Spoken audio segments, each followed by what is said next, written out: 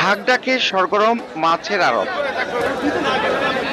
ধলেশ্বরী নদী তীরের মীরকাদিম মাছের আড়তে ইলিশের দাম উঠেছে কেজিতে ৩,৩০০ টাকা পর্যন্ত, যেটি সপ্তাহ ব্যবধানে বেড়েছে কেজিতে অন্তত ৬০০ টাকা।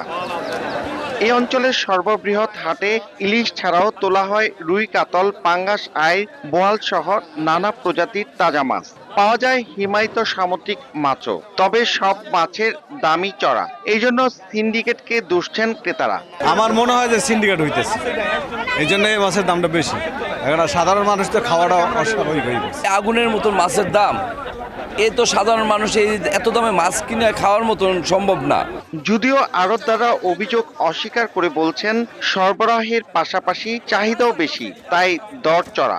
ঈদ বাজার জেলারা সব জেলার গাঙ্গে নামে নাই। মাছের তেল যেমন কাস্টমার বেশি আর কি।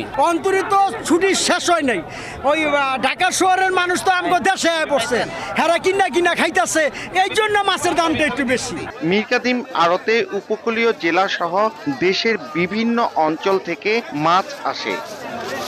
শতাব্দী প্রাচীন এই হাটের ৪৩ আড়ত ঘিরে ২ থেকে ৩ ঘন্টায় প্রতিদিন বিক্রি হয় প্রায় কোটি টাকার মাছ। মুন্সিগঞ্জের মীরকাদিম থেকে নাসির উদ্দিন উজ্জ্বল, সময় সংবাদ।